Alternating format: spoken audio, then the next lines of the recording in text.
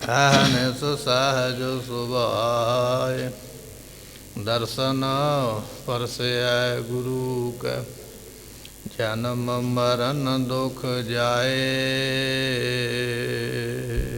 ਅਚਲ ਚਲੈ ਤੈ ਤਿਨ ਬਚਨ ਹੈ ਚਲੈ।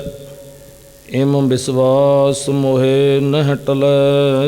ਵਾਹਿਗੁਰੂ ਜੀ ਕਾ ਖਾਲਸਾ ਵਾਹਿਗੁਰੂ ਜੀ ਕੀ ਫਤਿਹ।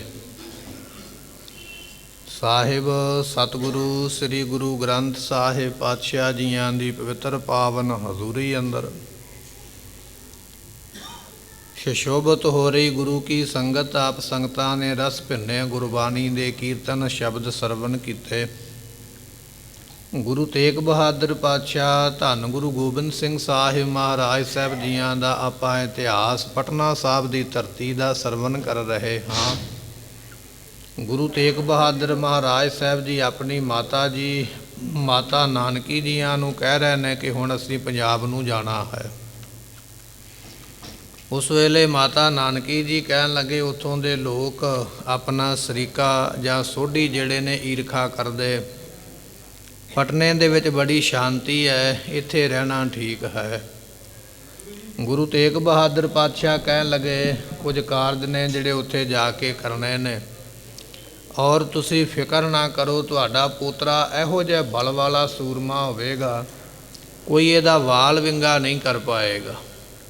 ਪਰਮੇਸ਼ਰ ਦਾ ਇਹ ਰੂਪ ਹਨ, ਬੜੇ ਬੜੇ ਵੱਡੇ ਇਹਨਾਂ ਨੇ ਕਾਰਜ ਕਰਨੇ। ਇਹ ਇਤਿਹਾਸ ਪ੍ਰਸੰਗ ਆਪਾਂ ਕੱਲ੍ਹ ਦੇ ਦੀਵਾਨ ਵਿੱਚ ਸਰਵਣ ਕੀਤਾ ਹੈ। ਹੁਣ ਮਹਾਰਾਜ ਅੱਗੇ ਕੀ ਬਖਸ਼ਿਸ਼ਾਂ ਕਰ ਰਹੇ ਨੇ ਇਹ ਅੱਜ ਆਪਾਂ ਸਰਵਣ ਕਰਾਂਗੇ। ਆਓ ਮਨ ਦੀਆਂ ਬਿਰਤੀਆਂ ਟਿਕਾਈਏ, ਭਾਵਨਾ ਨਾਲ ਸਰਵਣ ਕਰੀਏ, ਮਿਲ ਕੇ ਆਖੀਏ ਸਤਨਾਮ ਸ੍ਰੀ ਵਾਹਿਗੁਰੂ ਸਾਹਿਬ ਜੀ। ਅਚਲ ਚਲਹਿ ਤਿਨ ਬਚਨ ਹੈ ਚਲੈ। ਸੋ ਉਸ ਵੇਲੇ ਜਿਹੜੇ ਬਚਨ ਹੋ ਰਹੇ ਨੇ, ਮਾਤਾ ਸਾਹਿਬ ਮਾਤਾ ਨਾਨਕੀ ਜੀ ਅਰਦਾਸ ਕਰਦੇ ਨੇ ਕਿ ਸਤਿਗੁਰਾਂ ਦੇ ਜਿਹੜੇ ਬਚਨ ਹਨ ਉਹ ਅਚਲ ਹਨ, ਚਲਾਏਮਾਨ ਨਹੀਂ। ਜਿਹੜਾ ਬਚਨ ਕਰ ਦਿੱਤਾ ਪੱਥਰ 'ਤੇ ਲਕੀਰ ਹੀ ਹੈ। ਐਸੇ ਮਹਾਨ ਇਹਨਾਂ ਦੇ ਬਚਨ ਨੇ, ਐਸੀ ਕਿਰਪਾ ਕਰਨ ਵਾਲੇ ਹਨ। ਇਮ ਵਿਸਵਾਸ ਮੋਹਿ ਨਹਿ ਟਲੈ। ਇਹ ਮੈਨੂੰ ਵਿਸ਼ਵਾਸ ਹੈ ਪੂਰੇ ਦਾ ਪੂਰਾ, ਜੋ ਗੁਰੂ ਹਰਗੋਬਿੰਦ ਪਾਤਸ਼ਾਹ ਜੀ ਨੇ ਬਚਨ ਆਖੇ ਉਹੀ ਬਚਨ ਗੁਰੂ ਤੇਗ ਬਹਾਦਰ ਪਾਤਸ਼ਾਹ ਨੇ ਕਹੇ ਨੇ ਗੋਬਿੰਦ ਰਾਏ ਜੀਆਂ ਦੇ ਪ੍ਰਤੀ। ਇਸ ਕਰਕੇ ਪੂਰਾ ਭਰੋਸਾ ਹੈ, ਇਹ ਕਦੇ ਭਰੋਸਾ ਟੁੱਟਣ ਵਾਲਾ ਨਹੀਂ ਹੈ। ਸੁਤ ਤੇ ਅਪਰ ਨ ਮੌਕਾ ਹੋ ਪਿਆਰੇ। ਇਸ ਕਰਕੇ ਪੁੱਤਰ ਤੋਂ ਹੋਰ ਕੋਈ ਵੱਧ ਮੈਨੂੰ ਕੋਈ ਚੀਜ਼ ਪਿਆਰੀ ਹੈ ਹੀ ਨਹੀਂ ਹੈ। ਕੋਈ ਇਹੋ ਜਿਹੀ ਵਸਤੂ ਨਹੀਂ ਜਿਹੜੀ ਪੁੱਤਰ ਤੋਂ ਪਿਆਰੀ ਹੋਵੇ। ਕਿਮ ਕਰ ਸਕ ਹੋਂ ਕਬਹੂ ਦੁਖਾਰੋ। ਅਤੇ ਮੈਂ ਕਦੇ ਵੀ ਆਪਣੇ ਪੁੱਤਰ ਨੂੰ ਦੁਖੀ ਨਹੀਂ ਕਰ ਸਕਦੀ। ਮਾਤਾ ਗੁਜਰੀ ਜੀਆਂ ਨੂੰ ਜਦੋਂ ਆਖਿਆ ਨਾ ਗੁਰੂ ਤੇਗ ਬਹਾਦਰ ਮਹਾਰਾਜ ਨੇ ਵੀ ਆਪਣੇ ਪੁੱਤਰ ਨੂੰ ਇਕੱਲਾ ਪੁੱਤਰ ਨਾ ਸਮਝਿਓ, ਇਹ ਅਕਾਲ ਪੁਰਖ ਦਾ ਰੂਪ ਨੇ, ਇਹਨਾਂ ਨੇ ਬੜੇ ਬੜੇ ਵੱਡੇ ਹਾਲੇ ਕੰਮ ਕਰਨੇ ਨੇ, ਕਦੇ ਭੁੱਲ ਕੇ ਵੀ ਨਾ ਨਹੀਂ ਕਰਨੀ। ਜੋ ਇਹ ਕਹਿਣਗੇ ਉਸੇ ਵੇਲੇ ਕਰਨਾ ਹੈ, ਹਾਂ ਵਿੱਚ ਹਾਂ ਰੱਖਣੀ ਹੈ, ਨਾ ਨਹੀਂ ਕਰਨੀ ਹੈ। ਮਾਤਾ ਗੁਜਰੀ ਜੀਆਂ ਨੇ ਜਦੋਂ ਇਹ ਬਚਨ ਸੁਣੇ ਗੁਰੂ ਤੇਗ ਬਹਾਦਰ ਪਾਤਸ਼ਾਹ ਦੇ, ਤੇ ਫਿਰ ਅਰਦਾਸ ਕਰਦੇ ਮਨ ਵਿੱਚ ਵੀ ਗੁਰੂ ਨਾਨਕ ਸਾਹਿਬ ਨੇ ਕਿਰਪਾ ਕਰਕੇ ਐਸੀ ਅਮੁੱਲੀ ਦਾਤ ਬਖਸ਼ਿਸ਼ ਕੀਤੀ ਹੈ, ਮੈਂ ਕਦੇ ਵੀ ਭੁੱਲ ਕੇ ਇਹਨਾਂ ਨੂੰ ਦੁਖੀ ਨਹੀਂ ਕਰਾਂਗੀ, ਜਾਂ ਕਦੇ ਵੀ ਜ਼ਿੰਦਗੀ ਵਿੱਚ ਇਹਨਾਂ ਨੂੰ ਕਿਸੇ ਗੱਲ ਤੋਂ ਨਾ ਨਹੀਂ ਕਰਨੀ ਹੈ। ਖੇਲਤ ਰਾਖੂੰ ਨਿਜ ਅਗਵਾਈ। ਅਤੇ ਇਹਨਾਂ ਨੂੰ ਖੇਲਦਿਆਂ ਹੋਇਆਂ ਇਹਨਾਂ ਦਾ ਧਿਆਨ ਰੱਖਣਾ ਹੈ। ਰਛੋ ਨੈਣ ਪਲਕ ਕੀ ਨਿਆਈ। ਸੋ ਕਹਿਣ ਲੱਗੇ ਜਿਵੇਂ ਸਾਡੀਆਂ ਪਲਕਾਂ, ਅੱਖਾਂ ਦੀਆਂ ਪਲਕਾਂ ਸਾਡੀਆਂ ਅੱਖਾਂ ਦੀ ਹਿਫਾਜ਼ਤ ਕਰਦੀਆਂ ਨੇ, ਸਾਡੀਆਂ ਅੱਖਾਂ ਨੂੰ ਬਚਾਉਂਦੀਆਂ ਨੇ, ਸਾਡੀਆਂ ਅੱਖਾਂ ਵਾਸਤੇ ਇਹ ਸਾਡੀਆਂ ਪਲਕਾਂ ਜਿਹੜੀਆਂ ਨੇ ਰੱਖਿਅਕ ਨੇ, ਰੱਖਿਆ ਕਰਦੀਆਂ। ਮਾਤਾ ਗੁਜਰੀ ਜੀ ਕਹਿਣ ਲੱਗੇ ਜਿਵੇਂ ਪਲਕਾਂ ਅੱਖਾਂ ਦੀਆਂ ਹਿਫਾਜ਼ਤ ਕਰਦੀਆਂ ਨੇ, ਇਸੇ ਤਰ੍ਹਾਂ ਮੈਂ ਆਪਣੇ ਪੁੱਤਰ ਦੀ ਹਿਫਾਜ਼ਤ ਕਰਾਂਗੀ, ਧਿਆਨ ਰੱਖਾਂਗੀ। ਐਸੇ ਬਚਨ ਕਹਿੰਦੇ ਹਨ। ਕਿਉਂ ਨਾ ਰਹਾਂਗੀ ਮੈਂ ਅਨੁਸਾਰੀ। ਤੇ ਕਿਉਂ ਨਾ ਮੈਂ ਪੁੱਤਰ ਦੇ ਕਹਿਣੇ ਵਿੱਚ ਜਾਂ ਪੁੱਤਰ ਦੀ ਮਰਜ਼ੀ ਦੇ ਅਨੁਸਾਰ ਹੋਣਾ ਹੈ। ਉਹੇ ਸਪੂਤ ਵਧੈ ਭਜ ਭਾਰੀ। ਕਿਉਂਕਿ ਇਹ ਬਚਨ ਮੈਨੂੰ ਮੇਰੀ ਸੱਸ ਨੇ ਮਾਤਾ ਨਾਨਕੀ ਜੀਆਂ ਨੇ ਵੀ ਦੱਸਿਆ ਹੈ ਕਿ ਗੁਰੂ ਹਰਗੋਬਿੰਦ ਪਾਤਸ਼ਾਹ ਦੇ ਬਚਨ ਨੇ ਵੀ ਬਹੁਤ ਵੱਡਾ ਪ੍ਰਤਾਪੀ ਪੋਤਰਾ ਤੁਹਾਡੇ ਘਰ ਵਿੱਚ ਪ੍ਰਾਪਤ ਹੋਣਾ। ਇਹੋ ਹੀ ਬਚਨ ਗੁਰੂ ਤੇਗ ਬਹਾਦਰ ਪਾਤਸ਼ਾਹ ਨੇ ਵੀ ਆਖੇ ਨੇ ਵੀ ਇਹ ਬੜੇ ਪ੍ਰਤਾਪ ਵਾਲੇ ਵੱਡੇ ਮਹਾਂਪੁਰਖ ਨੇ ਜਿਹੜੇ ਦੁਨੀਆ ਵਿੱਚ ਆਏ ਨੇ। ਸੋ ਐਸੇ ਬਚਨ ਸੁਣ ਕੇ ਮਾਤਾ ਜੀ ਕਹਿੰਦੇ ਮੈਂ ਸਦਾ ਇਹਨਾਂ ਦੇ ਕਹਿਣੇ ਵਿੱਚ ਅਨੁਸਾਰੀ ਰਹਿਣਾ ਹੈ। ਅਪਰ ਬੁਝਾਰਤ ਕਹਾਂ ਬੁਝਾਈ, ਹੋਰ ਕੀ ਬੁਝਾਰਤਾਂ ਬੁਝਾਉਣੀਆਂ ਹਨ। ਮਿਲਵੋ ਹੋਏ ਕਿਨਹਿ ਕਿਸਥਾਈ। ਸੋ ਮਿਲਾਪ ਹੋਵੇਗਾ ਕਿ ਨਹੀਂ ਹੋਵੇਗਾ, ਇਹ ਜਿਹੜੀ ਐਸੀ ਬੁਝਾਰਤ ਹੈ। ਐਸੋ ਬਾਕ ਕਹਾ ਤੁਮ ਕਹਿਓ। ਇਹ ਤੁਸੀਂ ਬਚਨ ਕਿਉਂ ਕਹੇ ਨੇ? ਮਾਤਾ ਜੀ ਨੇ ਸਤਿਗੁਰਾਂ ਨੇ ਬਚਨ ਕੀਤਾ ਨਾ ਵੀ ਪਤਾ ਨਹੀਂ ਆਉਣ ਵਾਲੇ ਸਮੇਂ 'ਚ ਕਿੰਨਾ ਕੁ ਸਮਾਂ ਸਾਡਾ ਮਿਲਾਪ ਹੈ। ਹੁਣ ਮਹਾਰਾਜ ਤੇ ਜਾਣਦੇ ਸਨ ਵੀ ਗੋਬਿੰਦ ਰਾਏ ਜੀਆਂ ਨੇ 9 ਸਾਲ ਦੀ ਉਮਰ ਵਿੱਚ ਹੋਣਾ ਤੇ ਅਸੀਂ ਦਿੱਲੀ ਚਲੇ ਜਾਣਾ ਬਲੀਦਾਨ ਦੇਣ ਵਾਸਤੇ। ਪਰ ਗੱਲ ਤੇ ਮਹਾਰਾਜ ਨੇ ਸੁਭਾਵਕ ਹੀ ਕੀਤੀ ਵੀ ਪਤਾ ਨਹੀਂ ਕਿੰਨਾ ਸਮਾਂ ਸਾਡਾ ਬਾਪ ਤੇ ਪੁੱਤਰ ਦਾ ਆਪਸ ਵਿੱਚ ਸੰਬੰਧ ਰਹਿਣਾ ਹੈ, ਅਸੀਂ ਮਿਲਣਾ ਹੈ। ਇਹ ਗੱਲ ਮਾਤਾ ਗੁਜਰੀ ਜੀਆਂ ਦੇ ਮਨ ਵਿੱਚ ਘਰ ਘਰ ਗਈ ਵੀ ਇਹ ਗੱਲ ਇਹਨਾਂ ਨੇ ਕਿਉਂ ਕਹੀ ਹੈ। ਹੁਣ ਮਾਤਾ ਗੁਜਰੀ ਵੀ ਜਾਣਦੇ ਵੀ ਜਿਹੜਾ ਇਹਨਾਂ ਨੇ ਇਸ਼ਾਰਾ ਕੀਤਾ, ਇਹ ਇਸ਼ਾਰੇ ਵਿੱਚ ਕੋਈ ਨਾ ਕੋਈ ਇਰਾਦ ਜ਼ਰੂਰ ਹੈ। ਮਾਤਾ ਗੁਜਰੀ ਜੀ ਚਿੰਤਾ ਵਿੱਚ ਪੈ ਗਏ ਵੀ ਗੁਰੂ ਤੇਗ ਬਹਾਦਰ ਪਾਤਸ਼ਾਹ ਨੇ ਇਹ ਗੱਲ ਕਿਉਂ ਕਹੀ ਹੈ ਵੀ ਸਾਡਾ ਪੁੱਤਰ ਦੇ ਨਾਲ ਪਤਾ ਨਹੀਂ ਕਿੰਨਾ ਕੁ ਚਿਰ ਮਿਲਾਪ ਰਹਿਣਾ ਹੈ। ਇਸ ਗੱਲ ਨੂੰ ਲੈ ਕੇ ਮਨ ਵਿੱਚ ਚਿੰਤਾ ਹੈ। ਸੁਨਤ ਚਿੰਤ ਸਲਤਾ ਚਿਤ ਵਹਿਓ। ਤੇ ਕਹਿਣ ਲੱਗੇ, ਸੁਣ ਕੇ ਉਸ ਵੇਲੇ ਚਿੰਤਾ ਦੇ ਵਿੱਚ ਰੁੜ ਗਏ, ਮਨ ਚਿੰਤਾ ਵਿੱਚ ਲੱਗ ਗਿਆ ਵੀ ਐਸਾ ਬਚਨ ਗੁਰੂ ਪਾਤਸ਼ਾਹ ਨੇ ਕਿਉਂ ਆਖਿਆ ਹੈ। ਪੁੱਤਰ ਆਦ ਜੋ ਕਛੂ ਕੁਟੰਬ, ਪੁੱਤਰ ਤੇ ਜੋ ਜਿੰਨਾ ਵੀ ਪਰਿਵਾਰ ਹੈ, ਸਭ ਹਨ ਕੋ ਤੁਮ ਅਹੋ ਅਲੰਬ। ਤੇ ਤੁਸੀਂ ਉਹ ਸਾਰਿਆਂ ਦਾ ਆਸਰਾ। ਮਾਤਾ ਗੁਜਰੀ ਜੀਆਂ ਨੇ ਬੇਨਤੀ ਕੀਤੀ ਗੁਰੂ ਤੇਗ ਬਹਾਦਰ ਪਾਤਸ਼ਾਹ ਨੂੰ, ਮਹਾਰਾਜ ਤੁਸੀਂ ਆਖਦੇ ਹੋ ਵੀ ਸਾਡੇ ਪੁੱਤਰ ਨਾਲ ਪਤਾ ਨਹੀਂ ਕਿੰਨਾ ਕੁ ਚਿਰ ਮਿਲਾਪ ਰਹਿਣਾ, ਪਰ ਗੱਲ ਇਹ ਹੈ ਪੁੱਤਰ ਦਾ ਵੀ ਆਸਰਾ ਤੁਸੀਂ ਹੋ, ਸਾਡਾ ਵੀ ਆਸਰਾ ਤੁਸੀਂ ਹੋ, ਬਾਕੀ ਪਰਿਵਾਰ ਦਾ, ਮਾਤਾ ਜੀ, ਮਾਤਾ ਨਾਨਕੀ ਜੀਆਂ ਦਾ, ਜਾਂ ਜਿੰਨੇ ਵੀ ਸਿੱਖ ਨੇ ਗੁਰੂ ਘਰ ਦੇ, ਉਹਨਾਂ ਦਾ ਆਸਰਾ ਸਾਰਿਆਂ ਦਾ ਤੁਸੀਂ ਹੋ। ਤੇ ਤੁਸੀਂ ਇਹ ਗੱਲ ਕਹਿੰਦੇ ਹੋ ਪਤਾ ਨਹੀਂ ਕਿੰਨਾ ਚਿਰ ਸਾਡਾ ਆਪਸ ਵਿੱਚ ਸੰਬੰਧ ਰਹਿਣਾ। ਇਹ ਗੱਲ ਕੀ ਹੈ, ਕਾਰਨ ਕੀ ਹੈ? ਇਸ ਗੱਲ ਦੀ ਚਿੰਤਾ ਹੈ। ਨਹੀਂ ਆਸਰੋ ਦੂਸਰ ਕੋਈ, ਤੁਹਾਡੇ ਤੋਂ ਬਿਨਾਂ ਸਤਿਗੁਰੂ ਸਾਡਾ ਕੋਈ ਆਸਰਾ ਨਹੀਂ ਹੈ। ਜੇ ਤੁਸੀਂ ਕੋਈ ਖੇਲ ਖੇਲਣੀ ਚਾਹੁੰਦੇ ਹੋ, ਕੋਈ ਕਾਰਨ ਕਰਨਾ ਚਾਹੁੰਦੇ ਹੋ, ਤੇ ਕਿਰਪਾ ਕਰਕੇ ਧਿਆਨ ਰੱਖਿਓ ਤੁਹਾਡੇ ਬਿਨਾਂ ਸਾਡਾ ਕੋਈ ਦੂਜਾ ਆਸਰਾ ਨਹੀਂ ਹੈ। ਬਾਲ ਵੇਸ ਰਾਵਰ ਸੁਤ ਜੋਈ। ਕਿਉਂਕਿ ਆਪ ਜੀਆਂ ਦੇ ਜਿਹੜੇ ਕਾਰਜ ਹਨ, ਬਾਲ ਬੈਸ, ਤੁਹਾਡਾ ਪੁੱਤਰ ਜਿਹੜਾ ਬੱਚਾ ਹੈ, ਹਾਲੇ ਉਹ ਪੂਰਾ ਸਿਆਣਾ ਨਹੀਂ ਹੋਇਆ, ਸਮਝਦਾਰ ਨਹੀਂ ਹੋਇਆ ਵੀ ਘਰ ਦੀਆਂ ਜ਼ਿੰਮੇਵਾਰੀਆਂ ਸਮਝ ਲਵੇ ਜਾਂ ਸਾਂਭ ਲਵੇ। ਆਪਣੇ ਪੁੱਤਰ ਨੂੰ ਛੋਟਾ ਜਾਣ ਕੇ ਹਾਲੇ ਕੰਮਾਂ ਕਾਰਾਂ ਦੀ ਉਸ ਨੂੰ ਸੋਝੀ ਨਹੀਂ ਹੈ। ਆਨ ਬਸੇ ਪਰਦੇਸ਼ ਮਝਾਰਾ, ਸਤਿਗੁਰੂ ਆਪਾਂ ਇੱਥੇ ਪਰਦੇਸ ਵਿੱਚ ਪਟਨੇ ਦੀ ਧਰਤੀ ਤੇ ਆ ਕੇ ਵਸ ਪਏ ਹਾਂ। ਤੁਮ ਕੋ ਪੂਜਤ ਸਭ ਸੰਸਾਰਾ, ਸਾਰਾ ਸੰਸਾਰ ਸਤਿਗੁਰੂ ਤੁਹਾਡੀ ਪੂਜਾ ਕਰਦਾ ਹੈ। ਕਹਾਂ ਹੋਏ ਗਤ ਬਹੁਰ ਹਮਾਰੀ। ਤੇ ਜੇ ਤੁਸੀਂ ਜਿਸ ਤਰ੍ਹਾਂ ਕਹਿੰਦੇ ਹੋ ਵੀ ਪਤਾ ਨਹੀਂ ਮਿਲਾਪ ਹੋਣਾ ਕਿ ਨਹੀਂ ਹੋਣਾ, ਜੇ ਤੁਹਾਡੀ ਇਸ ਗੱਲ ਵੱਲ ਧਿਆਨ ਲੈ ਕੇ ਜਾਈਏ ਤੇ ਮਹਾਰਾਜ ਤੁਹਾਡੇ ਬਿਨਾਂ ਫਿਰ ਸਾਡਾ ਕੀ ਹੋਵੇਗਾ। ਇਸ ਗੱਲ ਦੀ ਚਿੰਤਾ ਹੈ, ਮਨ ਦੇ ਵਿੱਚ ਫਿਕਰ ਪੈ ਗਿਆ ਇਸ ਗੱਲ ਦਾ ਕਿ ਤੁਹਾਡੇ ਬਾਅਦ ਵਿੱਚ ਸਾਡਾ ਹਾਲ ਕੀ ਹੋਵੇਗਾ, ਸਾਨੂੰ ਕੌਣ ਆਸਰਾ ਦੇਵੇਗਾ। ਇਸ ਗੱਲ ਦੀ ਚਿੰਤਾ ਹੈ। ਬਿਰਧਾ ਮਾਤ ਬਹੁ ਬਨੈ ਦੁਖਾਰੀ। ਤੁਹਾਡੀ ਮਾਤਾ ਨਾਨਕੀ ਜੀ ਬਿਰਧ ਨੇ, ਤੇ ਜਦੋਂ ਉਹਨਾਂ ਨੂੰ ਇਸ ਗੱਲ ਦਾ ਪਤਾ ਲੱਗਾ ਵੀ ਜਿਹੜਾ ਤੁਸੀਂ ਬਚਨ ਕਹਿੰਦੇ ਹੋ ਪਤਾ ਨਹੀਂ ਕਿੰਨਾ ਚਿਰ ਮਿਲਾਪ ਹੋਣਾ ਹੈ, ਤੇ ਤੁਹਾਡੀ ਮਾਤਾ ਜਿਹੜੀ ਹੈ ਉਹ ਦੁਖੀ ਹੋਵੇਗੀ ਇਹ ਗੱਲ ਸੁਣ ਕੇ ਵੀ ਪੁੱਤਰ ਨੇ ਇਹ ਗੱਲ ਕਿਉਂ ਆਖੀ ਹੈ। ਸਦਾ ਆਨੰਦ ਆਪ ਕੇ ਸੰਗ, ਕਿਉਂਕਿ ਤੁਹਾਡੇ ਨਾਲ ਹੀ ਸਦਾ ਵਾਸਤੇ ਆਨੰਦ ਹੈ, ਤੁਹਾਡੇ ਨਾਲ ਹੀ ਖੁਸ਼ੀ ਹੈ, ਕਿਉਂਕਿ ਮਾਤਾ ਦਾ ਪਿਆਰ ਤੁਹਾਡੇ ਨਾਲ ਹੈ। ਇਸ ਕਰਕੇ ਤੁਹਾਡੇ ਆਨੰਦ ਵਿੱਚ ਖੁਸ਼ ਰਹਿੰਦੇ ਹਨ। ਦੇਸ਼ ਵਿਦੇਸ਼ ਵਿਖੇ ਦੁਖ ਭੰਗ, ਕਿਉਂਕਿ ਦੇਸ਼ ਵਿੱਚ ਹੋਈਏ ਭਾਵੇਂ ਵਿਦੇਸ਼ ਵਿੱਚ ਹੋਈਏ, ਸਤਿਗੁਰੂ ਜੀ ਤੁਹਾਡੀ ਸੰਗਤ ਕਰਕੇ, ਤੁਹਾਡੇ ਅਸੀਰਵਾਦ ਦੇ ਨਾਲ ਸੰਗਤਾਂ ਸਿੱਖਾਂ ਦੇ ਦੁੱਖ ਜਿਹੜੇ ਟੁੱਟ ਜਾਂਦੇ ਹਨ। ਸੁਨ ਸਤਿਗੁਰ ਬਹੁ ਦੀਨ ਦਿਲਾਸਾ। ਸਤਿਗੁਰੂ ਪਾਤਸ਼ਾਹ ਨੇ ਸੁਣੇ ਨਾ ਬਚਨ ਮਾਤਾ ਸਾਹਿਬ ਮਾਤਾ ਗੁਜਰੀ ਜੀਆਂ ਦੇ, ਤੇ ਮਹਾਰਾਜ ਦਿਲਾਸਾ ਦੇਣ ਲੱਗੇ, ਕਹਿਣ ਲੱਗੇ ਅਸੀਂ ਤੇ ਮਾੜਾ ਜਿਹਾ ਬਚਨ ਇਸ਼ਾਰੇ ਮਾਤਰ ਹੀ ਕੀਤਾ, ਤੁਸੀਂ ਤੇ ਬਚਨ ਨੂੰ ਬੜਾ ਲੰਮਾ ਲੈ ਗਏ। ਦਿਲਾਸਾ ਦੇਣ ਲੱਗੇ, ਹੌਸਲਾ ਦੇਣ ਲੱਗੇ ਹਨ। ਨਿਜ ਨੰਦਨ ਪਰ ਧਰ ਵਿਸ਼ਵਾਸਾ। ਸਤਿਗੁਰਾਂ ਨੇ ਫਿਰ ਉਸੇ ਗੱਲ ਨੂੰ ਦੁਹਰਾਇਆ, ਕਹਿਣ ਲੱਗੇ ਗੁਜਰੀ ਜੀ ਆਪਣੇ ਪੁੱਤਰ ਤੇ ਭਰੋਸਾ ਰੱਖੋ, ਤੁਹਾਡਾ ਪੁੱਤਰ ਬਹੁਤ ਵੱਡਾ ਸੂਰਮਾ ਹੋਣਾ ਹੈ, ਤੁਹਾਡਾ ਪੁੱਤਰ ਪਰਮੇਸ਼ਰ ਦਾ ਅਵਤਾਰ ਹੈ, ਤੁਸੀਂ ਕਿਉਂ ਡੋਲਦੇ ਹੋ, ਕਿਉਂ ਘਬਰਾਉਂਦੇ ਹੋ। ਆਪਣੇ ਪੁੱਤਰ ਤੇ ਭਰੋਸਾ ਰੱਖੋ, ਵਿਸ਼ਵਾਸ ਰੱਖੋ। ਵਿਸ਼ਵਾਸ ਨਾਮ ਦੀ ਵੀ ਚੀਜ਼ ਹੈ ਨਾ, ਕਿ ਜੇ ਵਿਸ਼ਵਾਸ ਹੋਵੇ ਤੇ ਸਭ ਕੁਝ ਪ੍ਰਾਪਤੀ ਹੈ, ਵਿਸ਼ਵਾਸ ਨਾ ਹੋਵੇ ਤੇ ਪ੍ਰਾਪਤੀ ਕੋਈ ਨਹੀਂ ਹੈ। ਮਹਾਰਾਜ ਕਹਿੰਦੇ ਵਿਸ਼ਵਾਸ ਰੱਖੋ, ਆਪਣੇ ਪੁੱਤਰ ਤੇ ਭਰੋਸਾ ਰੱਖਣਾ ਕਰੋ। ਮਨਹਿ ਗੁਰਨ ਤੇ ਗੁਰੂ ਉਦਾਰਾ। ਇਹ ਜਿਹੜਾ ਤੁਹਾਡਾ ਪੁੱਤਰ ਹੈ ਨਾ, ਇਹ ਗੁਰੂਆਂ ਨਾਲੋਂ ਵੀ ਵੱਡਾ ਗੁਰੂ ਬਣ ਕੇ ਦੁਨੀਆ ਵਿੱਚ ਪ੍ਰਸਿੱਧ ਹੋਵੇਗਾ, ਵੱਡੇ ਮਹਾਨ ਹੋਣਗੇ। ਹੁਣ ਪੰਥ ਤੇ 10ਵੇਂ ਪਾਤਸ਼ਾਹ ਨੇ ਰਚਿਆ ਨਾ, ਜੇ ਅੱਜ ਪੰਥ ਦੀ ਗੱਲ ਹੁੰਦੀ ਹੈ ਖਾਲਸਾ ਪੰਥ, ਤੇ ਨਾਮ 10ਵੇਂ ਪਾਤਸ਼ਾਹ ਦਾ ਹੀ ਆਉਂਦਾ। ਜੇ ਉਹਨਾਂ ਨੇ ਵੱਡੇ ਵੱਡੇ ਕਾਰਜ ਕੀਤੇ ਤੇ 10ਵੇਂ ਪਾਤਸ਼ਾਹ ਦਾ ਨਾਮ ਹੀ ਆਉਂਦਾ ਹੈ। ਗੁਰੂ ਤੇਗ ਬਹਾਦਰ ਪਾਤਸ਼ਾਹ ਕਹਿਣ ਲੱਗੇ ਤੁਹਾਡੇ ਪੁੱਤਰ ਦਾ ਤੁਸੀਂ ਆਖਦੇ ਹੋ ਵੀ ਉਮਰਾਂ ਛੋਟੀ ਹੈ, ਇਹਨੂੰ ਦੁਨੀਆਦਾਰੀ ਦਾ ਪਤਾ ਨਹੀਂ, ਤੁਸੀਂ ਇਹ ਸਵਾਲ ਕੀਤਾ, ਪਰ ਇਹ ਗੱਲ ਸਮਝ ਲਓ ਇਹਨੇ ਕੰਮ ਬਹੁਤ ਵੱਡੇ ਕਰਨੇ ਨੇ, ਏਡੇ ਵੱਡੇ ਕੰਮ ਕਰਨੇ, ਵੱਡੇ ਗੁਰੂਆਂ ਦੇ ਵਾਂਗ ਵੱਡੇ ਕੰਮ ਇਹਨੇ ਕਰਨੇ ਨੇ, ਇਹਦੇ ਕੰਮ ਬਹੁਤੇ ਵੱਡੇ ਹੋਣਗੇ। ਪੂਜਾ ਚਰਨ ਸਕਲ ਸੰਸਾਰ, ਇਸ ਦੇ ਚਰਨਾਂ ਦੀ ਪੂਜਾ ਸਾਰਾ ਸੰਸਾਰ ਕਰੇਗਾ, ਭਾਵੇਂ ਕੋਈ ਰਾਜਾ ਮਹਾਰਾਜਾ ਹੈ, ਕੋਈ ਸ਼ਾਹੂਕਾਰ ਹੈ ਤੇ ਭਾਵੇਂ ਕੋਈ ਗਰੀਬ ਹੈ, ਇਹਦੀ ਪੂਜਾ ਸਾਰੀ ਲੋਕਾਈ ਕਰੇਗੀ। ਗੁਰੂ ਤੇਗ ਬਹਾਦਰ ਪਾਤਸ਼ਾਹ ਜੀ ਇਹ ਜਿਹੜੇ ਬਚਨ ਨੇ ਆਪਣੀ ਘਰਵਾਲੀ ਨੂੰ, ਸੁਪਤਨੀ ਨੂੰ, ਮਾਤਾ ਗੁਜਰੀ ਜੀਆਂ ਨੂੰ ਕਹਿ ਰਹੇ। ਉਹਨਾਂ ਨੇ ਆਖਿਆ ਨਾ ਮਹਾਰਾਜ ਤੁਹਾਡੇ ਬਿਨਾਂ ਸਾਡਾ ਆਸਰਾ ਕੌਣ ਹੈ? ਮਹਾਰਾਜ ਕਹਿੰਦੇ ਪੁੱਤਰ ਹੈ ਤੁਹਾਡਾ ਆਸਰਾ, ਇਹ ਤੁਹਾਡਾ ਆਸਰਾ ਨਹੀਂ, ਇਹ ਸਾਰੇ ਸੰਸਾਰ ਦਾ ਆਸਰਾ ਹੋਵੇਗਾ, ਐਸਾ ਇਸ ਨੇ ਗੁਰੂ ਬੰਨਾ ਹੈ। ਅਲਪ ਵੈਸ ਇਸ ਜਾਨੋ ਨਾਹੀ, ਇਹਨੂੰ ਇਹ ਨਾ ਸਮਝੋ ਵੀ ਛੋਟੀ ਉਮਰਾ ਹੈ, ਛੋਟੀ ਉਮਰਾ ਸਮਝ ਕੇ ਬੱਚਾ ਨਾ ਸਮਝਣਾ ਕਰੋ, ਬਾਲਕ ਨਾ ਸਮਝਣਾ ਕਰੋ। ਸ਼ਕਤ ਅਧਿਕ ਤੇ ਅਧਿਕ ਸੁਮਾਹੀ, ਇਹਨਾਂ ਵਿੱਚ ਇੰਨੀਆਂ ਕਰਾਮਾਤਾਂ, ਇੰਨੀਆਂ ਸ਼ਕਤੀਆਂ ਹੋਣਗੀਆਂ ਜਿਹੜੀਆਂ ਕਿਸੇ ਵਿੱਚ ਨਹੀਂ। ਤੇ ਗੁਰਮੁਖੋ ਜਦੋਂ ਪ੍ਰਸੰਗ ਆਉਂਦਾ ਨਾ ਦਿੱਲੀ ਨੂੰ ਜਾਣ ਦਾ ਗੁਰੂ ਤੇਗ ਬਹਾਦਰ ਪਾਤਸ਼ਾਹ ਜੀਆਂ ਦਾ, ਉਸ ਵੇਲੇ ਗੋਬਿੰਦ ਰਾਏ ਜੀਆਂ ਦੀ ਉਮਰ ਕੇਵਲ 9 ਸਾਲ ਦੀ ਹੈ, ਤੇ 9 ਸਾਲ ਦੇ 10 ਸਾਲ ਦੇ ਬੱਚੇ ਸਾਡੇ ਘਰ ਵਿੱਚ ਵੀ ਨੇ। ਉਹਨਾਂ ਨੂੰ ਕਿੰਨਾ ਗਿਆਨ ਹੈ, ਕਿੰਨੀ ਸੋਝੀ ਹੈ, ਕਿੰਨਾ ਦੁਨੀਆ ਬਾਰੇ ਪਤਾ, ਉਹ ਸਾਨੂੰ ਵੀ ਪਤਾ ਹੈ। ਪਰ ਗੋਬਿੰਦ ਰਾਏ ਜੀ 9 ਸਾਲ ਦੀ ਉਮਰ ਵਿੱਚ ਆਪਣੇ ਪਿਤਾ ਨੂੰ ਕਹਿੰਦੇ ਪਿਤਾ ਜੀ ਤੁਸੀਂ ਆਪਣਾ ਬਲੀਦਾਨ ਦਿਓ ਤੇ ਇਹਨਾਂ ਗਰੀਬਾਂ ਦੀ ਰੱਖਿਆ ਕਰੋ।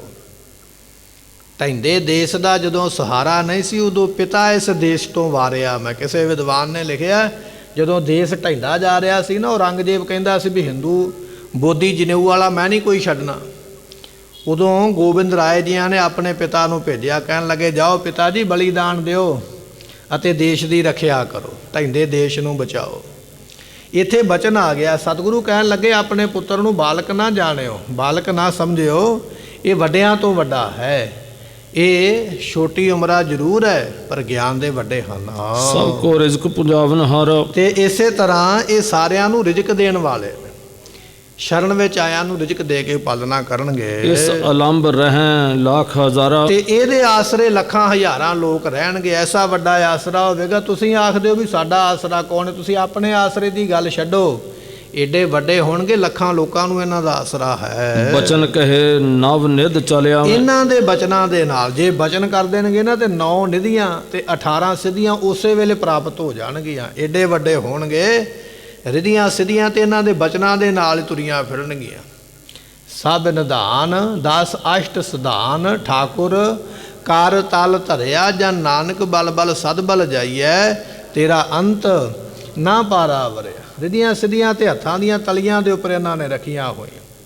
ਤੇ ਭਾਈ ਮਾਹ ਸਿੰਘ ਨੇ ਕੁਰਬਾਨੀ ਕੀਤੀ ਨਾ ਜਦੋਂ ਖਦਰਾਣੇ ਦੀ ਢਾਬ ਤੇ ਮੁਕਤਸਰ, ਤੇ ਸਤਿਗੁਰਾਂ ਨੇ ਆਖਿਆ ਸੀ ਕਿਹਾ ਮਾਹ ਸਿੰਘ ਮੰਗ ਕੀ ਚਾਹੀਦਾ, ਧਰਤੀ ਦਾ ਰਾਜ ਦੇ ਦਈਏ, ਜੇ ਕਵੇਂ ਤੇ ਸਵਰਗਾਂ ਦਾ ਬਾਦਸ਼ਾਹ ਬਣਾ ਦਈਏ, ਇੰਦਰ ਦੀ ਪਦਵੀ ਤੇ ਆਖੇ ਤੇ ਹੁਣੇ ਬਿਠਾ ਦਈਏ। ਜੇ ਕੋਲ ਤਾਕਤ ਸੀ ਤੇ ਤਾਂ ਹੀ ਆਖਿਆ ਨਾ ਵੀ ਮੰਗ ਕੀ ਚਾਹੀਦਾ। ਇਹ ਬਚਨ ਤੇ ਭਾਵੇਂ ਬਾਅਦ ਵਿੱਚ ਆਉਣੇ ਇਤਿਹਾਸ ਵਿੱਚ, ਪਰ ਆਪਾਂ ਇਸ਼ਾਰੇ ਮਾਤਰ ਸਮਝਦੇ ਪਏ ਹਾਂ ਵੀ ਏਡੇ ਵੱਡੇ ਉਹ ਗੁਰੂ ਨੇ, ਏਡੇ ਵੱਡੇ ਦਾਤੇ ਨੇ, ਜਿਹਨੂੰ ਜੋ ਚਾਹਵੇ ਉਹ ਦੇ ਸਕਦੇ ਨੇ, ਦੇਣ ਵਾਲੇ ਨੇ। ਤੇ ਸਤਿਗੁਰੂ ਇੱਥੇ ਕਹਿ ਰਹੇ ਨੇ, ਗੁਰੂ ਤੇਗ ਬਹਾਦਰ ਪਾਤਸ਼ਾਹ ਕਹਿਣ ਲੱਗੇ ਤੁਹਾਡਾ ਪੁੱਤਰ ਰਿਧੀਆਂ ਸਿੱਧੀਆਂ ਦਾ ਮਾਲਕ ਹੈ, ਜਿਹਨੂੰ ਚਾਹਵੇ ਝਟ ਦੇ ਸਕਦਾ ਹੈ। ਸਰਾਪੈ ਪਾਤਸ਼ਾਹਿਤ ਬਿਨ ਜੇ ਇਹਨਾਂ ਨੇ ਸ਼ਰਾਪ ਦੇ ਦਿੱਤਾ, ਦੇਣ ਦੀ ਗੱਲ ਆਵੇ ਤੇ ਰਿਧੀਆਂ ਸਿੱਧੀਆਂ ਦੇਣਗੇ, ਪਰ ਜੇ ਕਿਸੇ ਨੂੰ ਸ਼ਰਾਪ ਦੇ ਦਿੱਤਾ ਨਾ ਤੇ ਵੱਡੇ ਵੱਡੇ ਬਾਦਸ਼ਾਹਾਂ ਦੀ ਬਾਦਸ਼ਾਹੀ ਰੁਲ ਜਾਏਗੀ, ਉਸ ਵੇਲੇ ਮਿੱਟੀ 'ਚ ਮਿਲ ਜਾਣਗੇ, ਖਤਮ ਹੋ ਜਾਏਗੀ ਉਹਨਾਂ ਦੀ ਕਹਾਣੀ। ਤੇ ਆਪਾਂ ਪੜ੍ਹਦੇ ਹਾਂ ਨਾ ਬਚਨ, ਔਰੰਗਜ਼ੇਬ ਦਾ ਇੰਨਾ ਡਰ ਹੈ, ਨਾ ਕੋਈ ਹਿੰਦੂ ਰਾਜਾ ਤੇ ਨਾ ਕੋਈ ਮੁਸਲਮਾਨ ਰਾਜਾ ਉਹਦੇ ਅੱਗੇ ਕੁਸਕਦਾ ਨਹੀਂ ਹੈ, ਕਿਸੇ ਦੀ ਹਿੰਮਤ ਨਹੀਂ ਵੀ ਨਾਂ ਦੇ ਵਿੱਚ ਕੋਈ ਜਵਾਬ ਦੇਵੇ। ਪਰ 10ਵੇਂ ਪਾਤਸ਼ਾਹ ਮਹਾਰਾਜ ਸਾਹਿਬ ਜੀ ਨੇ ਆਖਿਆ ਇਹਨਾਂ ਦਾ ਰਾਜ ਹੀ ਖਤਮ ਹੋ ਗਿਆ, ਰਾਜ ਭਾਗ ਖੋਲਿਆ, ਖਤਮ ਕਰ ਦਿੱਤਾ। ਤੇ ਮੁਗਲਾਂ ਦਾ ਜਾੜੀ ਪੱਟ ਕੇ ਰੱਖ ਦਿੱਤੀ ਹਿੰਦੁਸਤਾਨ ਤੇ। 700 ਸਾਲ ਤੋਂ ਰਾਜ ਕਰਦੇ ਪਏ ਸਨ, ਏਡਾ ਵੱਡਾ ਰਾਜ ਇੰਨੇ ਲੰਮੇ ਸਮੇਂ ਦਾ। ਜਦੋਂ ਪੱਟਣ ਦੀ ਗੱਲ ਆਈ, ਖਤਮ ਕਰਨ ਦੀ ਗੱਲ ਆਈ, ਝਾਟੀ ਬਚਨਾਂ ਦੇ ਨਾਲ ਨੂਰੇ ਮਾਹੀ ਨੂੰ ਆਖਿਆ, ਕਹਿਣ ਲੱਗੇ ਨੂਰਿਆ ਜ਼ੁਲਮ ਰਾਜ ਦੀਆਂ ਜੜ੍ਹਾਂ ਪੱਟੀਆਂ ਗਈਆਂ, ਹੁਣ ਇਹ ਨਹੀਂ ਰਹਿਣਗੀਆਂ। ਇਹ ਬਚਨ ਤੇ ਭਾਵੇਂ ਬਾਅਦ ਵਿੱਚ ਨੇ, ਪਰ ਗੁਰੂ ਤੇਗ ਬਹਾਦਰ ਪਾਤਸ਼ਾਹ ਪਹਿਲਾਂ ਦੱਸਦੇ ਪਏ ਉਹਨਾਂ ਦੀ ਤਾਕਤ। ਕਹਿਣ ਲੱਗੇ ਇੰਨਾ ਬਲ ਹੋਵੇਗਾ, ਜਿਹਨੂੰ ਚਾਹਵੇ ਰਿਧੀਆਂ ਸਿੱਧੀਆਂ ਦੇਣਗੇ, ਜਿਹਨੂੰ ਚਾਹਵੇ ਰਾਜਿਆਂ ਦੀ ਬਾਦਸ਼ਾਹੀ ਖਤਮ ਕਰ ਦੇਣਗੇ, ਕੰਗਾਲ ਕਰ ਦੇਣਗੇ, ਮਿੱਟੀ ਵਿੱਚ ਮਿਲਾ ਦੇਣਗੇ। ਐਸੇ ਇਹਨਾਂ ਦੀ ਬਚਨਾਂ ਵਿੱਚ ਤਾਕਤ ਹੋਵੇਗੀ ਜੋ ਕੋਈ ਸਹਾਰ ਨਹੀਂ ਸਕੇਗਾ। ਅਲਖ ਅਕਾਲ ਪੁਰਖ ਭਗਵੰਤ। ਇਹ ਪਰਮੇਸ਼ਰ ਦਾ ਰੂਪ ਨੇ, ਪਰਮੇਸ਼ਰ ਹੀ ਹਨ। ਸੋ ਪ੍ਰਗਟਿਓ ਪੁਰਖ ਅਕਾਲ ਰੂਪ ਗੁਰੂ ਗੋਬਿੰਦ ਸੂਰਾ। ਇਹ ਬਚਨ ਆਪਾਂ ਪੜ੍ਹਦੇ ਹਾਂ ਨਾ, ਅਕਾਲ ਪੁਰਖ ਦਾ ਰੂਪ ਨੇ ਸਤਿਗੁਰੂ ਗੋਬਿੰਦ ਸਿੰਘ ਮਹਾਰਾਜ ਜੀ। ਉਹ ਆਪ ਦੁਨੀਆ ਤੇ ਆਏ ਹੋਏ ਹਨ। ਕਰੈ ਆਰਾਧਨ ਹਿਰਦੈ ਅਨੰਤ। ਜਿਹੜਾ ਇਹਨਾਂ ਨੂੰ ਯਾਦ ਕਰੇਗਾ ਨਾ, ਉਹਦੇ ਹਿਰਦੇ ਵਿੱਚ ਆਨੰਦ ਪੈਦਾ ਕਰਨਗੇ। ਆਨੰਦੋ ਆਨੰਦ ਹੋ ਜਾਏਗਾ ਜਿਹੜਾ ਇਹਨਾਂ ਨੂੰ ਯਾਦ ਕਰੇਗਾ। ਜਿਹੜਾ ਇਹਨਾਂ ਨੂੰ ਸਿਮਰੇਗਾ ਉਹਨੂੰ ਆਨੰਦ ਹੀ ਆਨੰਦ ਦੀ ਪ੍ਰਾਪਤੀ ਹੈ। ਕਿਰਪਾ ਠਾਨ ਬੋ ਰੀਜੇ ਜਵੈ। ਜਿਹਦੇ ਉੱਪਰ ਕਿਰਪਾ ਕਰਨਗੇ ਨਾ, ਉਹਦੇ ਤੇ ਇੰਨੇ ਪ੍ਰਸੰਨ ਹੋਣਗੇ ਵੀ ਫਿਰ ਜੋ ਕੋਈ ਮੰਗ ਲਵੇ ਤੇ ਜੋ ਕੁਝ ਲੈਣਾ ਚਾਹਵੇ ਇਹਨਾਂ ਨੂੰ ਦੇ ਦੇਣਗੇ ਜੋ ਕੋਈ ਮੰਗੇਗਾ। ਜਿਹਦੇ ਤੇ ਰੀਝ ਜਾਣਗੇ, ਪ੍ਰਸੰਨ ਹੋ ਜਾਣਗੇ, ਉਹਦੇ ਤੇ ਫਿਰ ਐਸੀ ਮਿਹਰ ਵਰਤਾਉਣਗੇ ਜੋ ਚਾਹਵੇ ਉਸ ਨੂੰ ਪ੍ਰਾਪਤ ਹੋਵੇਗਾ। ਕਰੇ ਪਠਾਵਨ ਇਤਕੋ ਤਵੈ। ਤੇ ਉਸ ਵੇਲੇ ਜਦੋਂ ਇਹ ਭੇਜਣਾ ਕਰਨਗੇ, ਉਸ ਵੇਲੇ ਜਗ ਮੈਂ ਕਾਰਜ ਕਰੈ ਅਨੇਕ। ਤੇ ਇਹਨਾਂ ਨੇ ਕਈ ਕੰਮ ਕਰਨੇ ਨੇ। ਤੁਸੀਂ ਪੁੱਤਰ ਨੂੰ ਇੱਥੇ ਕਹਿੰਦੇ ਵੀ ਪਟਨੇ ਵਿੱਚੋਂ ਆਪਾਂ ਬਾਹਰ ਜਾਣਾ ਹੀ ਨਹੀਂ। ਜੇ ਤੁਸੀਂ ਪਟਨੇ ਵਿੱਚ ਲੈ ਕੇ ਬੈਠ ਗਏ, ਇਹਨਾਂ ਨੇ ਕਈ ਕੰਮ ਹਾਲੇ ਕਰਨੇ ਨੇ ਜਿਹੜੀ ਇਹਨਾਂ ਦੀ ਜ਼ਿੰਮੇਵਾਰੀ ਬਣਨੀ ਹੈ। ਤੇ ਉਹ ਕੰਮ ਜਿੱਥੇ ਜਿੱਥੇ ਹੋਣੇ ਨੇ ਉਹ ਉੱਥੇ ਉੱਥੇ ਹੀ ਹੋਣਗੇ। ਇਸ ਕਰਕੇ ਇੱਥੇ ਰਹਿਣਾ ਠੀਕ ਨਹੀਂ ਹੈ। ਰਹਿ ਅਲੇਪੇ ਜਲਦ ਵਿਵੇਕ। ਤੇ ਇਹ ਗਿਆਨ ਦੇ ਸਮੁੰਦਰ ਨੇ, ਇਹ ਸਦਾ ਹੀ ਨਿਰਲੇਪ ਰਹਿਣਗੇ। ਇਹਨਾਂ ਨੂੰ ਕਿਸੇ ਦੀ ਪਰਵਾਹ ਜਾਂ ਫਿਕਰ ਨਹੀਂ ਹੈ। ਇਤਿਆਦਿਕ ਸਭ ਬਾਤ ਸੁਣਾਈ। ਇਹ ਬਚਨ ਗੁਰੂ ਤੇਗ ਬਹਾਦਰ ਪਾਤਸ਼ਾਹ ਨੇ ਕੀਤੇ। ਗੁਰਮੁਖੋ ਬਚਨ ਤੇ ਭਾਵੇਂ ਆਉਣ ਵਾਲੇ ਸਮੇਂ ਦੇ ਨੇ, ਜਿਹੜੀਆਂ ਆਪਾਂ ਸਾਖੀਆਂ ਨਿੱਕੀਆਂ ਨਿੱਕੀਆਂ ਸਰਵਣ ਕੀਤੀਆਂ, ਪਰ ਇਹ ਬਚਨ ਗੁਰੂ ਤੇਗ ਬਹਾਦਰ ਪਾਤਸ਼ਾਹ ਨੇ ਪਹਿਲਾਂ ਹੀ ਦੱਸ ਦਿੱਤੇ ਆਪਣੀ ਸੁਪਤਨੀ ਨੂੰ, ਗੁਜਰੀ ਜੀਆਂ ਨੂੰ, ਵੀ ਤੁਹਾਡਾ ਪੁੱਤਰ ਇਹੋ ਜਿਹਾ ਕਰਾਮਾਤੀ ਹੈ ਵੀ ਬਾਦਸ਼ਾਹਾਂ ਦੀ ਬਾਦਸ਼ਾਹੀ ਖਤਮ ਕਰ ਦੇਵੇਗਾ ਤੇ ਮੰਗਤਿਆਂ ਨੂੰ ਇਹ ਬਾਦਸ਼ਾਹ ਬਣਾ ਦੇਵੇਗਾ। ਐਸੀਆਂ ਦਾਤਾਂ ਇਸ ਨੂੰ ਪ੍ਰਾਪਤ ਹਨ। ਸ਼੍ਰੀ ਗੁਜਰੀ ਨੀਕੇ ਸਮਝਾਈ। ਤੇ ਉਸ ਵੇਲੇ ਮਾਤਾ ਗੁਜਰੀ ਜੀ ਸਮਝ ਗਏ ਗੁਰੂ ਤੇਗ ਬਹਾਦਰ ਪਾਤਸ਼ਾਹ ਜੀਆਂ ਦਾ ਬਚਨ ਬੜੇ ਚੰਗੇ ਤਰੀਕੇ ਦੇ ਨਾਲ ਸੁਣ ਕੇ। ਉਚਿਤ ਕਾਜ ਕਰਵੇ ਹਮ ਜੋਏ। ਤੇ ਉਸ ਵੇਲੇ ਉਚਿਤ ਕਾਜ, ਜਿਹੜੇ ਯੋਗ ਕੰਮ ਨੇ, ਜਿਹੜੇ ਕਰਨੇ ਬਣਦੇ ਨੇ, ਜਿਹੜੇ ਕਰਨੇ ਨੇ, ਉਹ ਕੰਮ ਇਹਨਾਂ ਨੇ ਕਰਨੇ ਹਨ।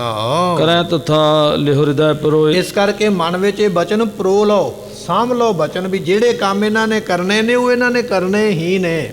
ਉਹ ਕਰਕੇ ਇਹਨਾਂ ਨੇ ਹਟਣਾ।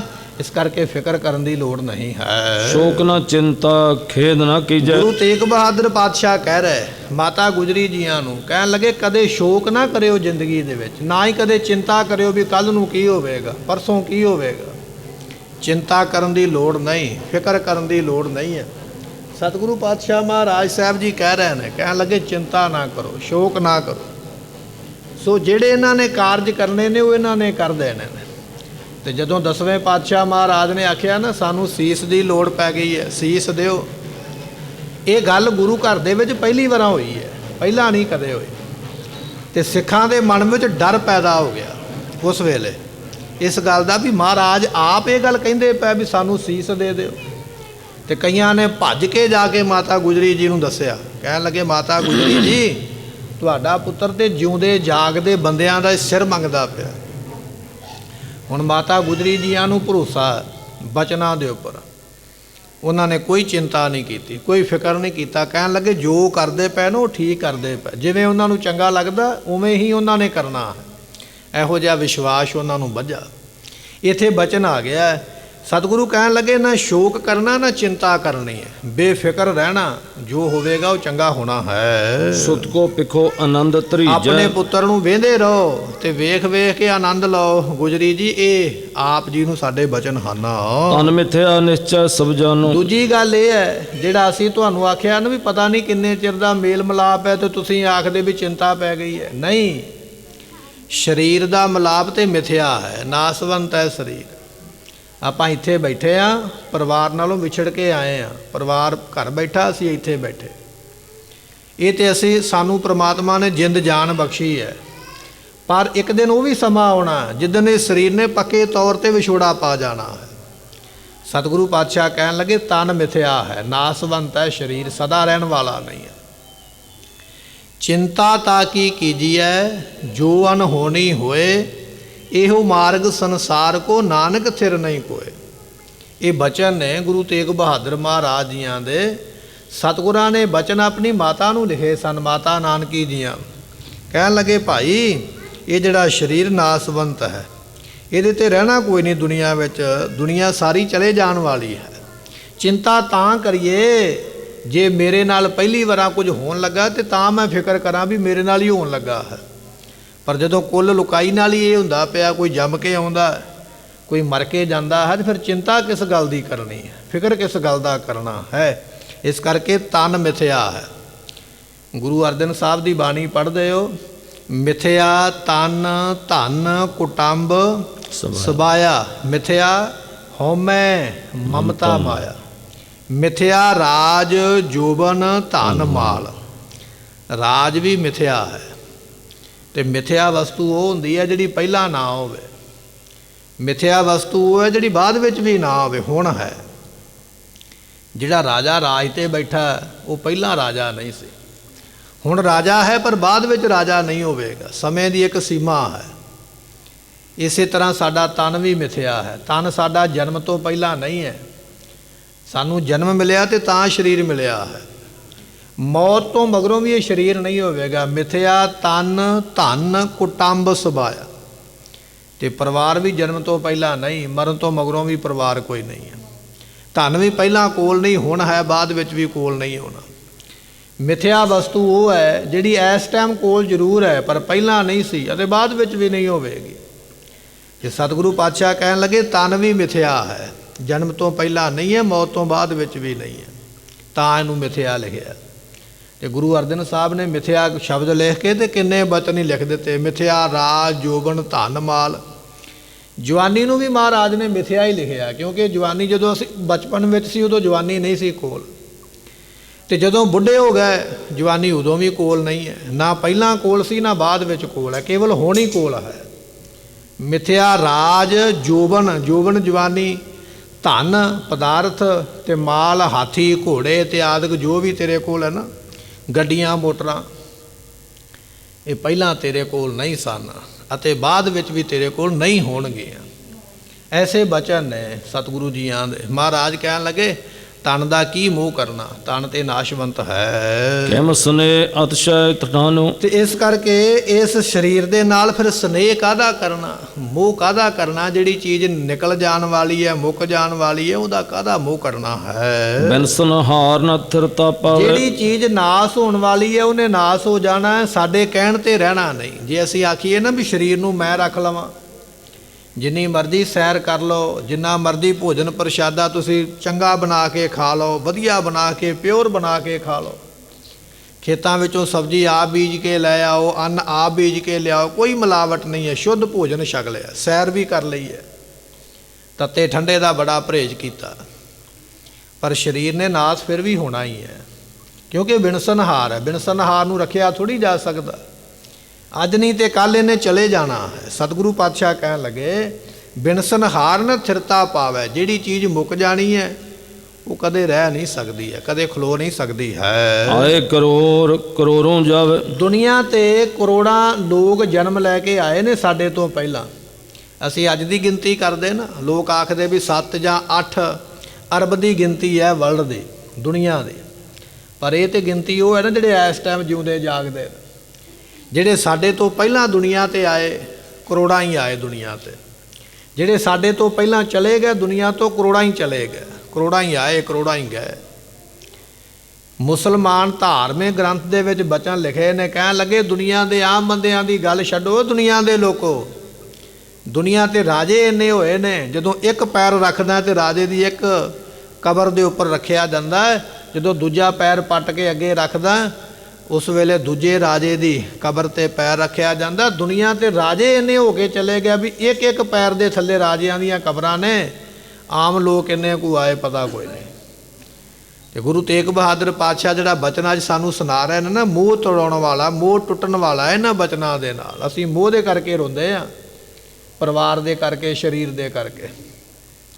ਸਤਿਗੁਰੂ ਪਾਤਸ਼ਾਹ ਕਹਿਣ ਲੱਗੇ ਆਏ ਕਰੋੜੋਂ, ਦੁਨੀਆ ਤੇ ਕਰੋੜਾਂ ਆਏ ਜਨਮ ਲੈ ਕੇ ਸਾਡੇ ਤੋਂ ਪਹਿਲਾਂ, ਤੇ ਕਰੋੜਾਂ ਜਾਵੇ ਕਰੋੜਾਂ ਚਲੇ ਗਏ ਮਰ ਖੱਪ ਕੇ, ਪਤਾ ਕੋਈ ਨਹੀਂ ਕਿੰਨੇ ਕੁ ਆਏ ਕਿੰਨੇ ਕੁ ਗਏ ਹਨ। ਨਦੀ ਪ੍ਰਵਾਹ ਜਗਤ ਇਹ ਰਾਚਾ, ਇਹ ਸਾਰਾ ਸੰਸਾਰ ਨਦੀ ਦੇ ਪਾਣੀ ਵਰਗਾ। ਨਦੀ ਵੇਖੀ ਹੈ ਨਾ ਚੱਲਦੀ, ਵੱਡੀਆਂ ਵੱਡੀਆਂ ਨਹਿਰਾਂ ਭਾਖੜਾ ਵਿੱਚੋਂ ਨਿਕਲਦੀਆਂ ਨੇ, ਅਨੰਦਪੁਰ ਸਾਹਿਬ ਨੂੰ ਜਾਈਏ, ਰਸਤੇ ਵਿੱਚ ਨਦੀਆਂ ਮਿਲਦੀਆਂ, ਬੜੀ ਆਪਾਂ ਜਦੋਂ ਵੀ ਲੰਘਾਂਗੇ ਨਦੀ ਭਰੀ ਹੋਈ ਦਿਸਦੀ ਹੈ। ਪਰ ਇਹ ਗੱਲ ਸਮਝਣ ਵਾਲੀ ਹੈ, ਨਦੀ ਅੱਗੇ ਤੁਰੀ ਜਾਂਦੀ ਹੈ, ਪਿੱਛੋਂ ਹੋਰ ਤੁਰੀ ਆਉਂਦੀ ਹੈ। ਨਦੀ ਦਾ ਪਾਣੀ ਇੱਕ ਥਾਂ 'ਤੇ ਖਲੋਤਾ ਨਹੀਂ, ਉਹ ਪਾਣੀ ਅੱਗੇ ਤੁਰਿਆ ਜਾਂਦਾ, ਪਿੱਛੋਂ ਨਵਾਂ ਪਾਣੀ ਆਈ ਜਾਂਦਾ। ਦੁਨੀਆ ਵੀ ਇਸੇ ਤਰ੍ਹਾਂ, ਕਰੋੜਾਂ ਮਰ ਜ਼ਰੂਰ ਗਏ ਨੇ ਪਰ ਮੁੱਕੇ ਨਹੀਂ, ਕਿਉਂਕਿ ਦੁਨੀਆ ਵਿੱਚ ਜਨਮ ਮਿਲਦਾ ਪਿਆ, ਨਾਲ ਮੌਤ ਵੀ ਹੁੰਦੀ ਪਈ ਹੈ। ਇੱਕ ਪਾਸੇ ਜਨਮ ਹੈ, ਇੱਕ ਪਾਸੇ ਮੌਤ ਹੈ। ਆਉਂਦੇ ਕਰੋੜਾਂ, ਜਾਂਦੇ ਕਰੋੜਾਂ, ਪਰ ਸੰਸਾਰ ਭਰੇ ਦਾ ਭਰਿਆ ਹੀ ਹੈ। ਨਦੀ ਪਾਣੀ ਦੀ ਭਰੇ ਦੀ ਭਰੀ ਹੈ, ਭਾਵੇਂ ਉਹ ਪਾਣੀ ਅੱਗੇ ਤੁਰਿਆ ਜਾਂਦਾ ਹੈ, ਕਈਆਂ ਦੀ ਪਿਆਸ ਉਹਨੇ ਬੁਝਾ ਛੱਡੀ ਹੈ, ਪਰ ਨਦੀ ਮੁੱਕੀ ਨਹੀਂ। ਕਾਰਨ ਇਹ ਹੈ ਵੀ ਪਿੱਛੋਂ ਤਾਜ਼ਾ ਪਾਣੀ ਹੋਰ ਆ ਰਿਹਾ। ਇਸੇ ਤਰ੍ਹਾਂ ਸੰਸਾਰ ਹੈ, ਮਰਦੇ ਭਾਵੇਂ ਕਰੋੜਾਂ ਨੇ ਪਰ ਕਰੋੜਾਂ ਜੰਮਦੇ ਵੀ ਪਏ ਨੇ। ਇਹ ਸੰਸਾਰ ਦਾ ਪ੍ਰਵਾਹ ਜਿਹੜਾ ਹੈ ਨਾ, ਨਦੀ ਵਰਗਾ ਹੈ, ਇੱਕ ਆਉਂਦਾ ਇੱਕ ਤੁਰਿਆ ਜਾਂਦਾ ਹੈ। ਸੱਚ ਦਾ ਆਨੰਦ ਆਤਮਾ ਸੱਚ। ਪਰ ਪਰਮੇਸ਼ਰ ਜਿਹੜਾ ਸੱਚ ਚੇਤਨ ਆਨੰਦ ਸਰੂਪ ਹੈ, ਪਰਮੇਸ਼ਰ ਕਦੇ ਨਹੀਂ ਮੁੱਕਦਾ। ਕਰੋੜਾਂ ਦੇ ਮਰਨ ਦੇ ਨਾਲ ਰੱਬ ਨਹੀਂ ਮਰਿਆ, ਕਰੋੜਾਂ ਦੇ ਜੰਮਣ ਦੇ ਨਾਲ ਉਹਦਾ ਜਨਮ ਨਹੀਂ ਹੋਇਆ। ਅਸੀਂ ਪਾਣੀ ਦੇ ਘੜੇ ਭਰ ਕੇ ਰੱਖ ਲਈਏ ਨਾ, ਉਹਨਾਂ ਘੜਿਆਂ ਵਿੱਚ ਸੂਰਜ ਦਿਸਦਾ ਹੈ। ਸਾਰੇ ਘੜਿਆਂ ਵਿੱਚ ਤੁਹਾਨੂੰ ਸੂਰਜ ਦਾ ਪਰਛਾਵਾਂ ਦਿਸੇਗਾ, ਸੂਰਜ ਦੀ ਚਮਕ ਦਿਸੇਗੀ। ਪਰ ਜੇ ਕੋਈ ਬੰਦਾ ਆਖੇ ਵੀ ਡੰਡਾ ਲੈ ਕੇ ਮੈਂ ਘੜੇ ਤੋੜ ਦਿਆਂ ਤੇ ਸੂਰਜ ਵੀ ਨਾਲ ਹੀ ਮਰ ਜਾਏਗਾ। ਘੜੇ ਟੁੱਟਣ ਦੇ ਨਾਲ ਸੂਰਜ ਨੂੰ ਕੋਈ ਫਰਕ ਨਹੀਂ ਪੈਣਾ, ਉਹ ਉੱਥੇ ਦਾ ਉੱਥੇ ਹੀ ਹੈ। ਘੜਾ ਟੁੱਟਾਂਗੇ, ਸੂਰਜ ਦਾ ਪਰਛਾਵਾਂ ਖਤਮ ਘੜੇ ਵਿੱਚੋਂ ਹੋਇਆ, ਪਰ ਅਸਲ ਵਿੱਚ ਉਹ ਜਿਉਂਦਾ ਹੈ। ਇਸੇ ਤਰ੍ਹਾਂ ਇਹ ਸਾਡੇ ਸਰੀਰ ਵੀ ਘੜੇ ਨੇ, ਇਹਨਾਂ ਵਿੱਚ ਪ੍ਰਮਾਤਮਾ ਹੈ ਜ਼ਰੂਰ ਹੈ, ਪਰ ਜੇ ਆਪਾਂ ਆਖੀਏ ਨਾ ਵੀ ਮੇਰੇ ਮਰਨ ਕਰਕੇ ਰੱਬ ਵੀ ਨਾਲ ਮਰੇਗਾ, ਰੱਬ ਨੂੰ ਕੋਈ ਫਰਕ ਨਹੀਂ ਪੈਂਦਾ। ਘੜਾ ਟੁੱਟਣ ਦੇ ਨਾਲ ਸੂਰਜ ਨੂੰ ਫਰਕ ਨਹੀਂ ਪਿਆ, ਉਹ ਉਸੇ ਤਰ੍ਹਾਂ ਹੀ ਹੈ, ਪ੍ਰਕਾਸ਼ ਕਰਦਾ ਪਿਆ। ਕੇਵਲ ਘੜੇ ਵਿੱਚੋਂ ਉਹਦੀ ਜੋਤ ਗਈ ਹੈ, ਪ੍ਰਕਾਸ਼ ਗਿਆ। ਇਸੇ ਤਰ੍ਹਾਂ ਸਾਡਾ ਸਰੀਰ ਹੈ, ਸਾਡੇ ਸਰੀਰ ਦੇ ਮਰ ਜਾਣ ਦੇ ਨਾਲ ਰੱਬ ਦਾ ਪ੍ਰਕਾਸ਼ ਸਾਡੇ ਸਰੀਰ ਵਿੱਚੋਂ ਗਿਆ, ਪਰ ਉਹ ਆਪ ਨਹੀਂ ਕਿਤੇ ਗਿਆ, ਆਪ ਤੇ ਜਿਉਂਦਾ ਜਾਗਦਾ।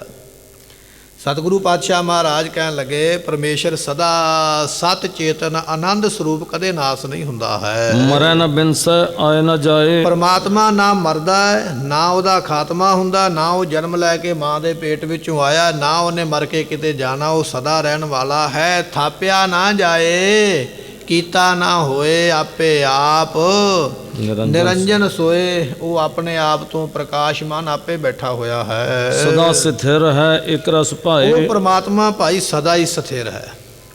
ਜਿਵੇਂ ਲਾਈਟ ਆਉਂਦੀ ਪਈ ਹੈ ਨਾ, ਕਦੇ ਘੱਟ ਹੋ ਜਾਂਦੀ, ਪੱਖੇ ਹੌਲੀ ਹੋ ਜਾਂਦੇ, ਕਦੇ ਜ਼ਿਆਦਾ ਆ ਜਾਂਦੀ, ਪੱਖੇ ਜ਼ਿਆਦਾ ਭੱਜਣ ਲੱਗ ਪੈਂਦੇ। ਲਾਈਟ ਘਟ ਸਕਦੀ ਹੈ, ਵੱਧ ਸਕਦੀ ਹੈ। ਦੁਨੀਆ ਵਿੱਚ ਰੌਸ਼ਨੀ ਘੱਟ ਵੱਧ ਸਕਦੀ ਹੈ, ਕਦੇ ਗ੍ਰਹਿਣ ਲੱਗ ਗਿਆ ਤੇ ਹਨੇਰਾ ਹੋ ਗਿਆ, ਬੱਦਲ ਆ ਗਿਆ ਤੇ ਥੋੜ੍ਹਾ ਜਿਹਾ ਪ੍ਰਕਾਸ਼ ਘਟ ਗਿਆ। ਪਰਮਾਤਮਾ ਇਹੋ ਜਿਹਾ ਹੈ ਜਿਹੜਾ ਬਰਾਬਰ ਹੀ ਉਹਦਾ ਪ੍ਰਕਾਸ਼ ਰਹਿੰਦਾ, ਕਦੇ ਨਹੀਂ ਘਟਦਾ। ਇਹ ਨਹੀਂ ਹੁੰਦਾ ਵੀ ਇੱਕ ਵੇਲੇ ਦੁਨੀਆ ਵਿੱਚ ਉਹਦਾ ਪ੍ਰਕਾਸ਼ ਡਿਮ ਪੈ ਜਾਵੇ, ਮੱਧਮ ਪੈ ਜਾਵੇ, ਇੱਕ ਵੇਲੇ ਬਹੁਤਾ ਪ੍ਰਕਾਸ਼ ਹੋ ਜਾਵੇ। ਨਹੀਂ, ਉਹ ਸਦਾ ਇੱਕ ਰਸ ਹੈ, ਨਾ ਉਹ ਘਟਦਾ ਨਾ ਉਹ ਵੱਧਦਾ ਹੈ। ਐਸਾ ਉਹ ਪਰਮਾਤਮਾ ਹੈ। ਨਿਜ ਸਰੂਪ ਕੋ ਜਾਣੈ ਗਿਆਨੀ। ਪਰ ਜਿਹੜੇ ਗਿਆਨੀ ਨੇ, ਗਿਆਨਵਾਨ, ਗਿਆਨੀ ਸ਼ਬਦ ਉਹਨੂੰ ਗਿਆਨੀ ਆਖਿਆ ਜਾਂਦਾ ਜਿਹਨੂੰ ਅੰਦਰੋਂ ਗਿਆਨ ਹੋਇਆ ਹੈ। ਜਿਹੜੇ ਗਿਆਨੀ ਨੂੰ ਆਪਣੇ ਨਿੱਜੀ ਸਰੂਪ ਨੂੰ ਜਾਣਦੇ ਨੇ ਵੀ ਮੈਂ ਤੇ ਜੋਤ ਸਰੂਪ ਹਾਂ। ਅਸੀਂ ਲੋਕ ਜਿਹੜੇ ਆ ਸਰੀਰ ਨਾਲ ਜੁੜੇ ਆ। ਜੇ ਸਰੀਰ ਮਰ ਗਿਆ ਤੇ ਅਸੀਂ ਪਿੱਟਣ ਲੱਗ ਪਵਾਂਗੇ, ਸਰੀਰ ਜੰਮ ਕੇ ਨਵਾਂ ਮਿਲ ਗਿਆ ਤੇ ਹੱਸਣ ਲੱਗ ਪਵਾਂਗੇ। ਅਸੀਂ ਆ ਸਰੀਰ ਨਾਲ ਜੁੜੇ ਹੋਏ। ਸਰੀਰ ਨੂੰ ਦੁੱਖ ਆਇਆ, ਸਾਨੂੰ ਦੁੱਖ ਆਇਆ। ਸਰੀਰ ਜੰਮ ਕੇ ਸਾਡੇ ਘਰ ਵਿੱਚ ਬੱਚੇ ਦੇ ਰੂਪ ਵਿੱਚ ਆਇਆ, ਅਸੀਂ ਵਧਾਈਆਂ ਦਿੱਤੀਆਂ। ਮਰ ਕੇ ਸਾਡੇ ਘਰੋਂ ਚਲਾ ਗਿਆ, ਅਸੀਂ ਰੋਣ ਲੱਗ ਪਏ। ਪਰ ਗਿਆਨੀ ਜਿਹੜੇ ਨੇ ਸਰੀਰ ਨਾਲ ਨਹੀਂ ਜੁੜੇ, ਉਹ ਆਤਮਾ ਦੇ ਨਾਲ ਜੁੜੇ ਨੇ। ਆਤਮਾ ਨਾ ਕਦੇ ਮਰਦੀ ਹੈ, ਨਾ ਆਤਮਾ ਦਾ ਕਦੇ ਅੰਤ ਹੁੰਦਾ ਹੈ। ਸਤਿਗੁਰੂ ਪਾਤਸ਼ਾਹ ਕਹਿਣ ਲੱਗੇ, ਗਿਆਨੀ ਜਿਹੜੇ ਨੇ ਉਹ ਆਪਣੀ ਆਤਮਾ ਦੀ ਜ਼ਿੰਦਗੀ ਜਿਉਂਦੇ ਨੇ, ਕਿਉਂਕਿ ਬ੍ਰਹਮ ਗਿਆਨੀ ਜਿਹੜਾ ਹੈ ਉਹ ਆਤਮਿਕ ਤੌਰ 'ਤੇ ਪ੍ਰਾਪਤੀ ਕਰਕੇ ਬ੍ਰਹਮ ਗਿਆਨ ਦੀ ਅਵਸਥਾ ਵਿੱਚ ਪਹੁੰਚ ਜਾਂਦਾ ਹੈ। ਅਤੇ ਬ੍ਰਹਮ ਗਿਆਨੀ ਸਦ ਜੀਵੈ ਨਹੀਂ ਮਰਤਾ। ਇਹ ਬਚਨ ਨੇ ਮਹਾਰਾਜ ਸਾਹਿਬ ਜੀਆਂ ਦੇ। ਇਸ ਬਿਦ ਕੀ ਬੁੱਧ ਲਿਹੋ ਉਰਠਾਨੀ। ਇਹ ਬੁੱਧੀ ਜਿਹੜੀ ਗਿਆਨ ਹੈ ਨਾ, ਗੁਜਰੀ ਜੀ ਸਤਿਗੁਰੂ ਤੇਗ ਬਹਾਦਰ ਪਾਤਸ਼ਾਹ ਜੀ ਆਪਣੀ ਸੁਪਤਨੀ ਨੂੰ ਕਹਿ ਰਹੇ ਨੇ, ਕਹਿਣ ਲੱਗੇ ਇਹ ਗਿਆਨ ਆਪਣੇ ਮਨ ਵਿੱਚ ਬਿਠਾ ਲਓ ਚੰਗੀ ਤਰ੍ਹਾਂ। ਇਹਨਾਂ ਬਚਨਾਂ ਨੂੰ ਹਮੇਸ਼ਾ ਯਾਦ ਰੱਖਣਾ। ਅਸੀਂ ਆਖਿਆ ਵੀ ਸਾਡੇ ਪੁੱਤਰ ਦਾ ਤੇ ਸਾਡਾ ਪਤਾ ਨਹੀਂ ਕਿੰਨਾ ਕੁ ਚਿਰ ਮਿਲਾਪ ਹੈ, ਜੇ ਤੁਸੀਂ ਆਖਦੇ ਹੋ ਵੀ ਸਾਨੂੰ ਤੇ ਚਿੰਤਾ ਲੱਗ ਗਈ ਗੱਲ ਸੁਣ ਕੇ। ਚਿੰਤਾ ਕਿਉਂ ਕਰਨੀ ਹੈ?